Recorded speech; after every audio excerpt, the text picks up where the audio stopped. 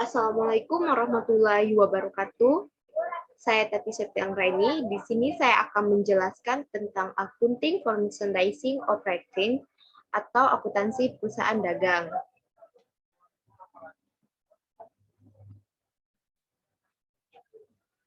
Sebelumnya kita ketahui bahwa terdapat 3 jenis perusahaan berdasarkan aktivitas operasinya, yaitu perusahaan jasa, perusahaan dagang, dan perusahaan manufaktur.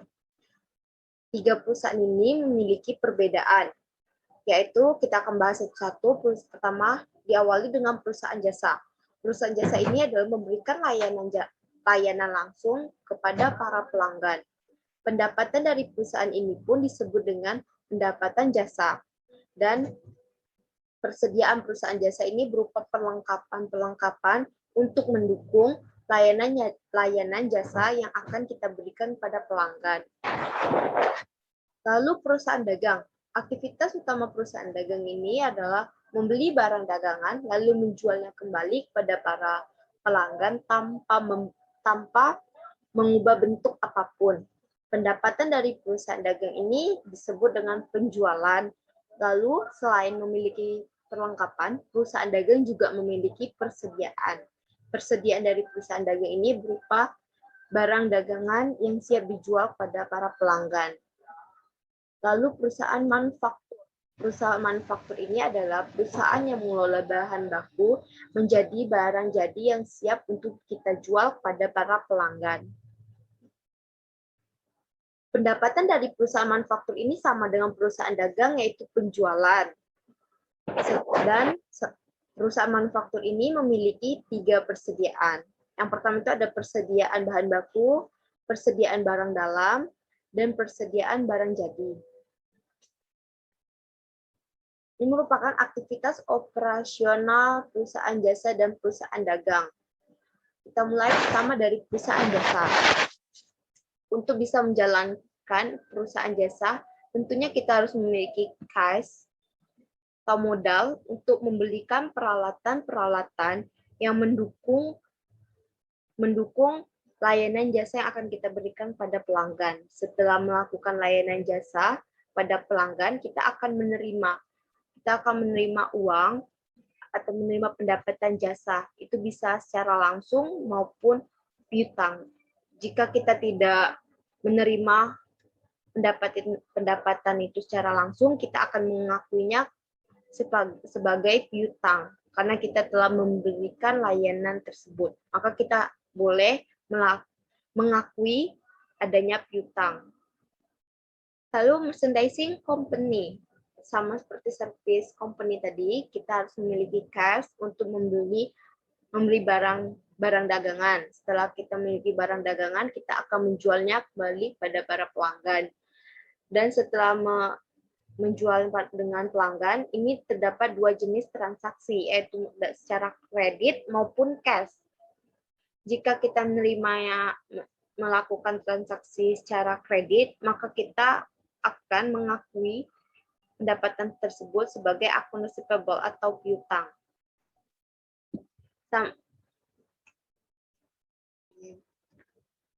Selain aktivitas dari operasional perusahaan jasa dan perusahaan dagang, ada juga aktivitas operasional perusahaan manufaktur. Perusahaan manufaktur itu diawali dengan memiliki cash, lalu membeli bahan baku. Setelah membeli bahan baku, itu akan dikelola menjadi bahan jadi yang siap dijual pada para pelanggan. Sama dengan merchandising company, manufaktur company itu juga memiliki 2 transaksi, yaitu secara langsung maupun kredit. Apabila pelanggan membeli secara kredit, maka kita akan mengakui sebagai akun receivable atau piutang.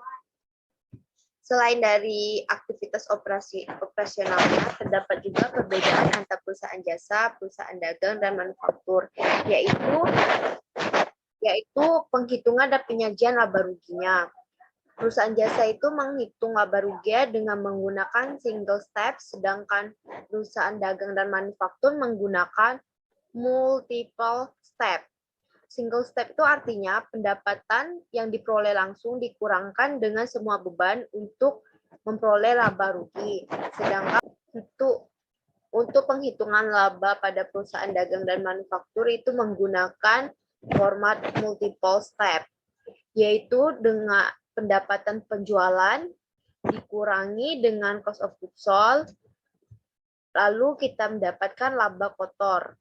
Laba kotor ini akan dikurangkan lagi dengan beban-beban operasi, lalu menghasilkan laba bersih atau net income.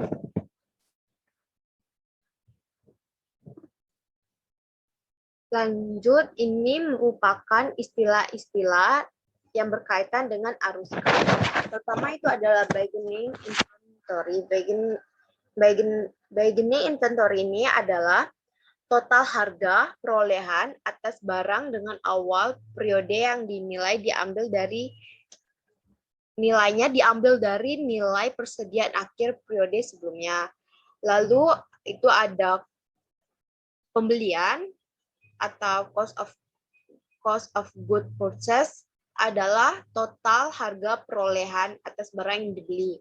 Cara menghitungnya adalah pembelian bersih sama dengan pembelian kotor ditambahkan dengan biaya angkut pembelian dikurangkan retur pembelian dan dikurangkan dengan diskon pembelian.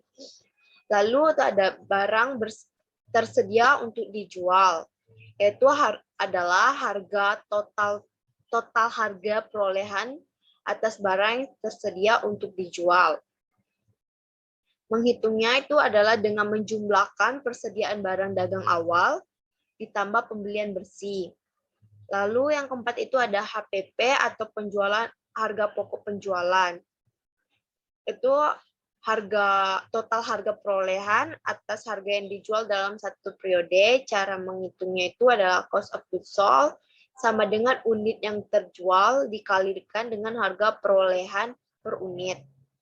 Tapi itu ada persediaan barang dagang akhir, ending inventories, adalah total harga perolehan atas barang yang belum terjual di akhir periode, sampai akhir periode.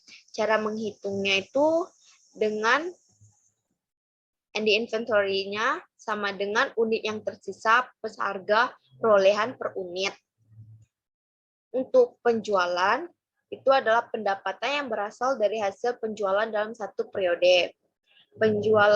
Cara menghitung penjualan itu dengan unit yang terjual dikalikan dengan harga jual per unit.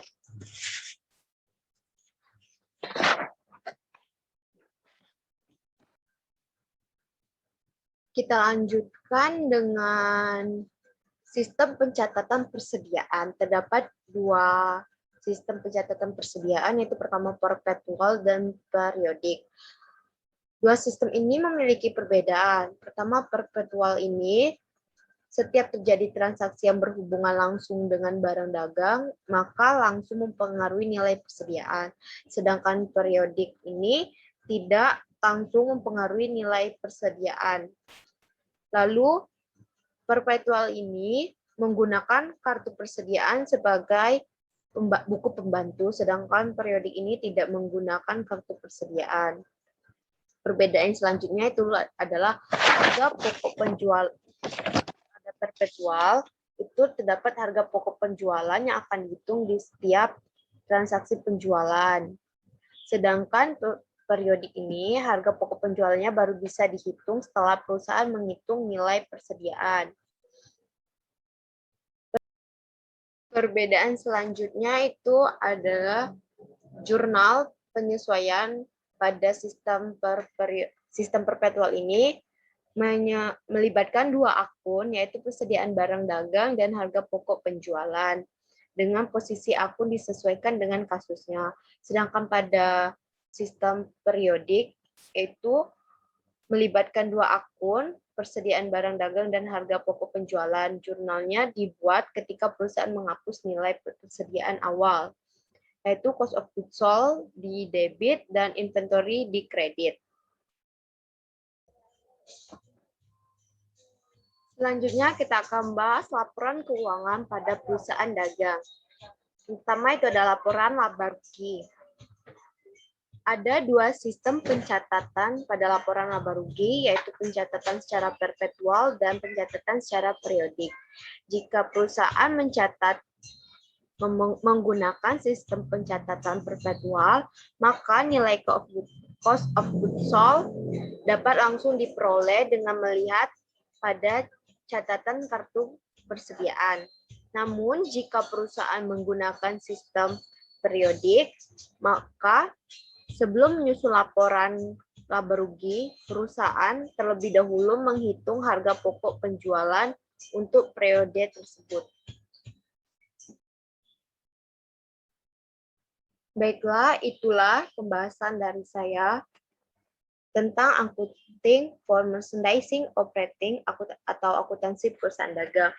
Maaf apabila penjelasan saya kurang jelas, terbata-bata, dan kurang lengkap. Sekian, terima kasih. Wassalamualaikum warahmatullahi wabarakatuh.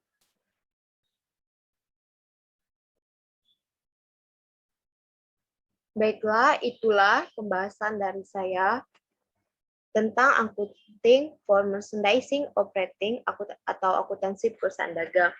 Maaf apabila penjelasan saya kurang jelas, terbata-bata, dan kurang lengkap. Sekian, terima kasih. Wassalamualaikum warahmatullahi wabarakatuh.